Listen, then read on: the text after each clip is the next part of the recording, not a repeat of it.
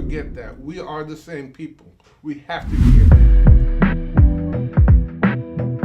Today, Gulf TV show is meeting Mr. Stanley Campbell, candidate to the Senate, and we're gonna ask him some questions. How are you feeling today, Mr. Campbell? I'm feeling very good. We're coming to the end of the campaign. We've been working very hard for about 7 months, and now we're going to win this election. So my first question is, what are your top 3 priorities if you get elected, and how are you planning to make it happen? So the first three for me, the number one is we've got a big property insurance issue here. And I don't rank them that way. I just, because I'm going to do them all at the same time. But property insurance is very important. If we can't maintain the insurance in the state, we can't have a house. And so that's our way to, our pathway to owning something. So for me, I'm going to actually put the insurance into a federal program called the National Critical Infrastructure Protection Program. Now, it's a very small known program, but what it means is the federal government will be the first payer. That's going to lower our rate by 30%, lower California's rates by 30%, Texas by about 29%, Alabama, Louisiana, they'll be about 22 to 24%, but it'll get us all on a level playing field. So that's the first one. The second one, I would say, absolutely a woman's right to do. It is very, very sacrosanct. It's critical. My entire life, my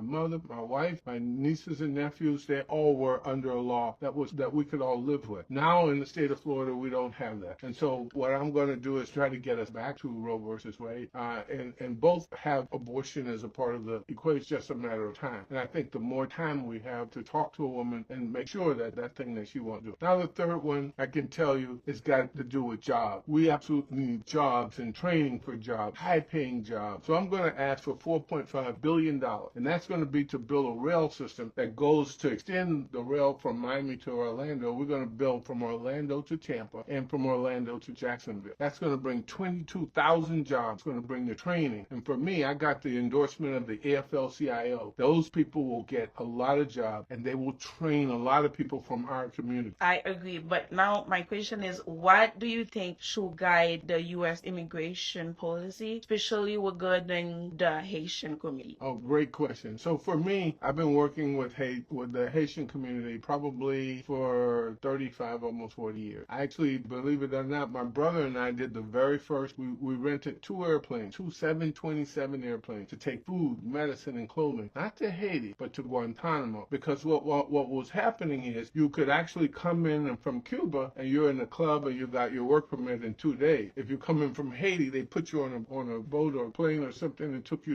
to Guantanamo. So my brother and I, we basically rented these airplanes, and I invited Reverend Jackson, and I had Charlie Rangel in the Congress, and I had the TV stations and Jonathan Demme.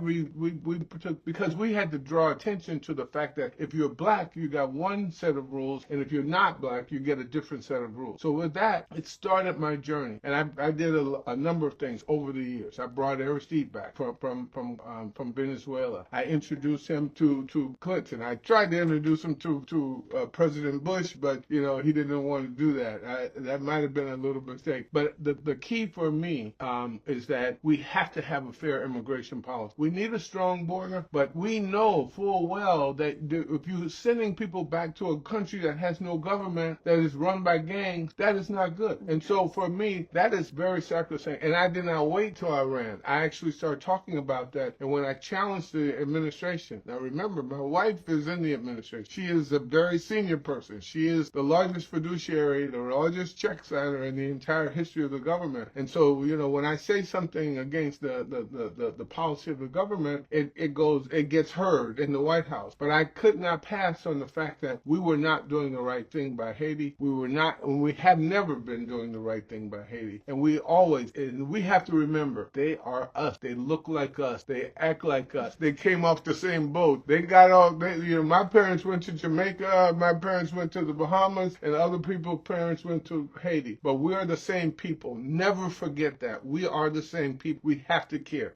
I love the fact that you said that we need a strong immigration policy. I also love the fact that you're completely supporting the Haitian community. Oh, absolutely. Yes, leadership literally, I am from Haiti. And on the Haiti issue, when they did take Aristide back and they did put him back in office, there were two people in the entirety of the United States government that the U.S. government invited, one, and the Haitian government. There was only two of us that got invitations from both governments, myself and Maxine Ward. So believe me, a lot of people remember the work we did with Haiti, and I really appreciate this interview. Thank you for that. It was a pleasure to have you today, and good luck on your journey. Thank you.